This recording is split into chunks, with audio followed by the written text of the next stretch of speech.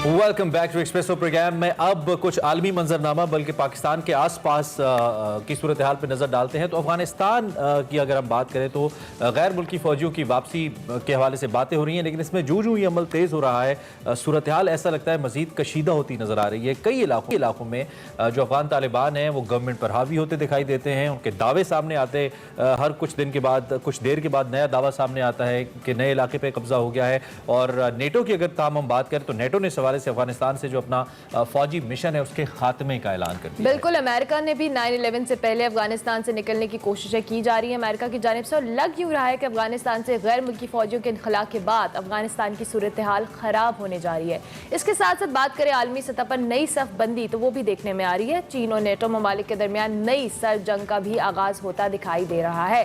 G7 ममालिक ने तरक्की पजीर मुल्कों में चीन की सरमायाकारी का मुकाबला करने के लिए बिल बैक जो बेटर वर्ल्ड प्रोग्राम लॉन्च करने का भी ऐलान किया है, लेकिन चीन भी किसी से कम नहीं है।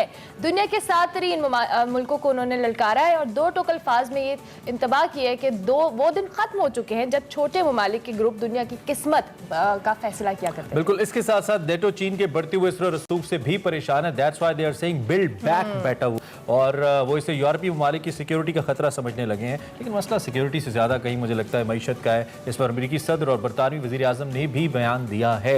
ये सारी सूरत हाल जो सामने आ रही है इस पर पाकिस्तान के वजीर खारिजा शाह महमूद कुरैशी साहब ऑफ एंड ऑन बात तो करते रहते हैं, लेकिन पाकिस्तान ने भी अपनी पॉलिसी वाज़ेह की है और मुतनब्बे किया था पाकिस्तान ने जो इस वक्त सिक्योरिटी लीडरशिप है अफगानिस्तान की कि वो अपनी बयानबाजियों पर भी नज़र रखें और पाकिस्तान के हवाले से खास तौर पर मामलात को कशीदा होने से बचाएं, गैर जिम्मेदाराना बयानात न दें। पाकिस्तान ने हमेशा जिम्मेदारी का मुजाहिरा किया है। शाह महमूद कुरैशी साहब वजीर खारिजा पाकिस्तान हमारे साथ मौजूद हैं इस वक्त, उनसे हम इस हवाले से पूछ भी लेते हैं कि पाकिस्तान की फॉरेन पॉलिसी क्या कह रही है, सारी सूरत हाल को कैसे देख रही है। शाह साहब, thank you very much for joining us early in the morning. मैं चाहूँगा एक ही सवाल आपसे करूँगा कि इसको समराइज़ कीजिएगा, इस वक्त जो सूरत हाल बन रही है इस पर हम कहाँ खड़े हैं, इसको कैसे हम एनालाइज कर रहे हैं और इसका मुस्तकबिल पाकिस्तान क्या देख रहा है?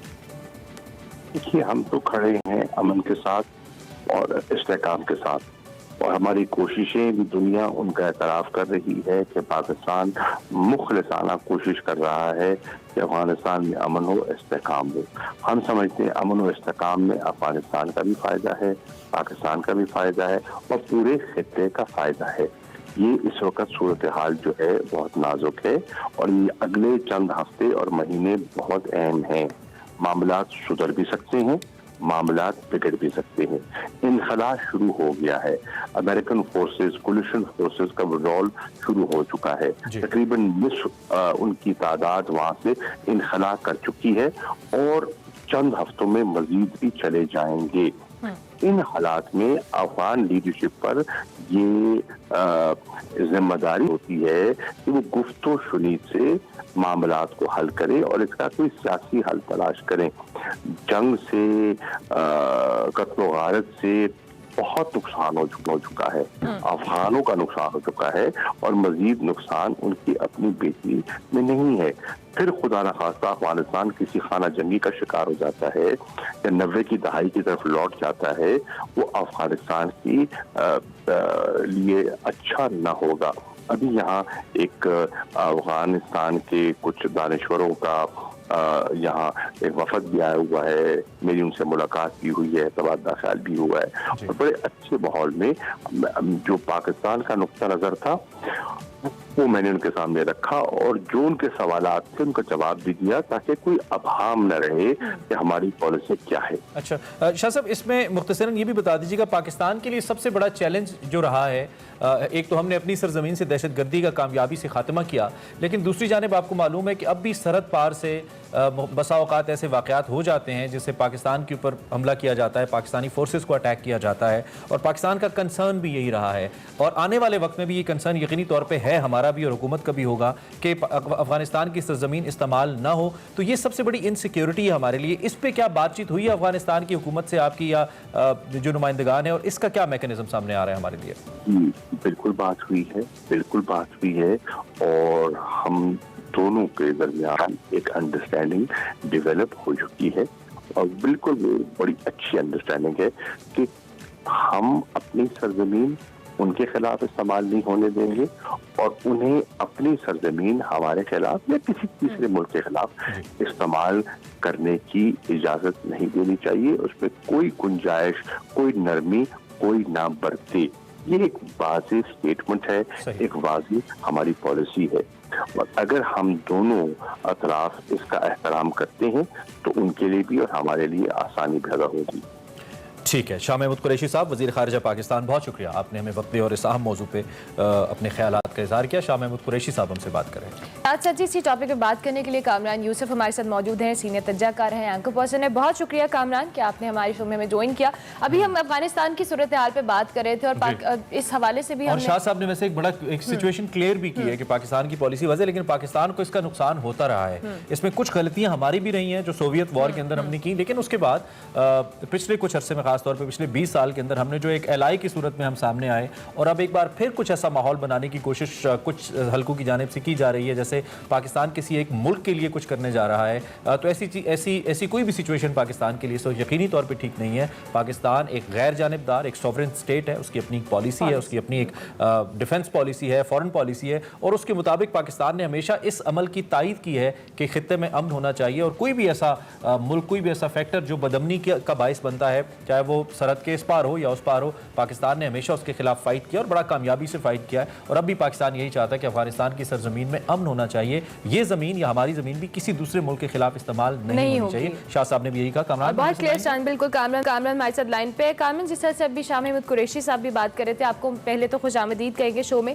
पाकिस्तान की स्पेसिफिकली अगर हम बात करें तो अफगानिस्तान की सूरत हाल और जो एक नया वर्ल्ड ऑर्डर पाकिस्तान के लिए बड़ा चैलेंज बनता नजर आ रहा है। एक तरफ अमेरिका है, एक तरफ चाइना है।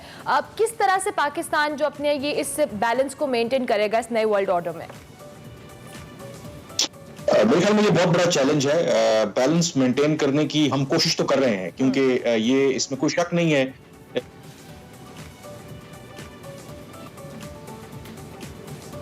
जी कामरान, कुछ ऑडियो का इशू आ रहा है, दोबारा रिंग करें जी, जरा हम दोबारा बात कर लेते हैं। मीनवाइल आपको इस सिचुएशन से आगाह कर रहे हैं और पाकिस्तान ने कुछ दिन पहले ही शाह महमूद कुरैशी साहब ने, पाकिस्तान के वज़ीर ख़ारिजा ने बड़ा कैटेगोरिकली ये कहा था कि कोई भी गैर जिम्मेदाराना बयानात पाकिस्तान को लेकर जो अफगान सिक्योरिटी नुमाइंदगान हैं या अहदेदारान हैं वो न दें, वरना पाकिस्तान ओबियसली अपनी राय रखता है और पाकिस्तान अपनी लाइन लेने का हक भी महफूज रखता है। दूसरी जानिब इस वक्त पाकिस्तान के लिए डेफिनेटली थोड़ी सी सिचुएशन इसकी जियोग्राफिकल पोजीशन की वजह से है। कामरान से हमारा राब्ता हो। कामरान प्लीज जारी रखिएगा, इफ यू कैन हियर अस। कामरान, पाकिस्तान के लिए जी, मुझे आपकी आवाज आ रही है क्या? मुझे आप सुन सकते हैं? जी बिल्कुल, मुझे आपकी आवाज आ रही है। बुनियादी जो सवाल है इस वक्त के पाकिस्तान, जाहिर है कि चीन के साथ उसके एक स्पेशल रिलेशनशिप है क्योंकि मुश्किल वक्त में चीन ने पाकिस्तान का हमेशा साथ दिया और पाकिस्तान ने भी मुश्किल वक्त में चीन का साथ दिया और हमारी एक स्ट्रेटेजिक पार्टनरशिप भी है। लेकिन इसका हरगिज मतलब ये नहीं है कि पाकिस्तान चीन के साथ अच्छे ताल्लुकात होने की वजह से अमेरिका के साथ अच्छे ताल्लुकात नहीं आता। पाकिस्तान की ख्वाहिश भी है, पाकिस्तान की ये कोशिश भी है कि तमाम जो ममालिक के साथ हमारे ताल्लुकात और खास करके अमेरिका और यूरोप से अच्छे ताल्लुकात, और यही मेरे ख्याल में सिफारतकारी का फोकस भी होना चाहिए। लेकिन सवाल ये कि क्या पाकिस्तान इसके अंदर बैलेंस मेंटेन कर पाएगा, ये बहुत बड़ा सवाल है क्योंकि बहुत ज्यादा स्पेकुलेशंस ये भी हो रही हैं कि अमेरिका की ख्वाहिश है या अमेरिका पाकिस्तान पर डिफरेंट तरीकों से दबाव भी डाल रहा है कि पाकिस्तान अपने आप को चीन से डिस्टेंस करे। और पाकिस्तान जाहिर है कि अपनी खारजा पॉलिसी में चीन को एक अहम मुल्क तस्वुर करता है और ऐसा मुमकिन नहीं है। तो लेकिन जो हालात बन रहे हैं, जैसे आपने नेटो समिट का जिक्र किया और G7 समिट का जिक्र किया, उसमें बड़ा वाज़े है कि वो बेल्ट एंड रोड इनिशिएटिव हो चीन का या उनकी जो इकोनॉमिक पॉलिसीज हो या उनकी ग्लोबल आउटरीच हो चीन की, उसकी अमेरिका मुखालफत करता है और उन्होंने वाज़े तौर पर कहा है कि वो BRI के काउंटर एक प्रोग्राम लॉन्च करेंगे। तो ऐसी सूरत हाल में पाकिस्तान कहाँ पे खड़ा होगा, पाकिस्तान को क्या फैसले करना होंगे, ये एक बहुत बड़ा चैलेंज होगा।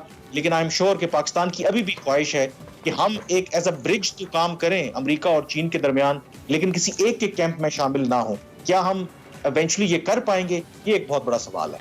तो कामरान, क्या ये आपने उसी पे बात खत्म की जो मेरा सवाल था कि क्या हम ये कर पाएंगे? एक बहुत बड़ा सवाल है। पाकिस्तान मुआशी तौर पे तो, बल्कि आप बता दीजिए आपका क्या तज़िया, क्या हम इस पोजीशन में हैं कि हम ये स्टैंड, क्योंकि अमेरिका से एक तो हमारा एक बहुत बड़ा मुआशी इंटरेस्ट वाबस्ता है, फिर उसके अलावा भी आपको पता है कि America is a super power और पाकिस्तान शायद इसीलिए अंडर इन्फ्लुएंस रहता रहा है मुख्तलिफ औकात के अंदर। क्या अब हम इस स्टेज पे हैं कि हम अपना फैसला इस तरीके से लें कि कोई हमें डिक्टेट ना कर पाए, जैसा कि हम हमेशा से कहते हैं कि हमारी अपनी पॉलिसी?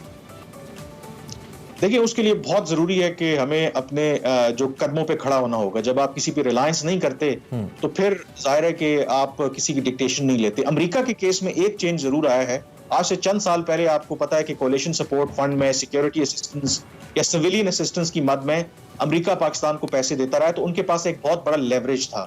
लेकिन जब प्रेसिडेंट ट्रंप आए तो उन्होंने तमाम security assistance, coalition support fund और इस तरह की इमदाद पाकिस्तान के लिए बंद कर दी। वो पाकिस्तान के लिए जरूर मुश्किल टाइम था, लेकिन वो कहते हैं ना कि एक ब्लेसिंग इन डिस्गाइज भी थी कि अब अमेरिका के पास वो कोई जो फाइनेंशियल टूल है, जो लेवरेज जो इस्तेमाल पाकिस्तान के खिलाफ कर सकते हैं, अभी तक वो नहीं है। ऑन द अदर हैंड वो जो टूल आप जिसे बेशक कह लें, वो जो अब लेवरेज है वो चीन के पास है। चीन सी पैक के तनाजुर में पाकिस्तान में इतनी सरमायाकारी कर रहा है, तो मेरे ख्याल में पाकिस्तान के लिए कदरे आसान है। और सीपैक पाकिस्तान को डायरेक्टली भी काफ़ी फाइनेंशियल सपोर्ट चीन ने मुख्तलिफ मामलात में दी है, हमें मालूम है। बिल्कुल आपने ये बहुत ज़बरदस्त बात की है और ये बड़ा एक स्पॉट ऑन तजिया है। इस पर हम बात करते रहेंगे। कामरान, वक्त कम है, बहुत शुक्रिया आप हमारे साथ मौजूद रहे और आपने इस इंपॉर्टेंट इशू पर अपना तजिया हमारे साथ शेयर किया। पहले शाह महमूद कुरैशी साहब, देन कामरान यूसुफ अपने ख्यालात का इजहार कर रहे थे। साहब मौजूद पर हमने ब्रेक लेनी है, ब्रेक के बाद आते हैं।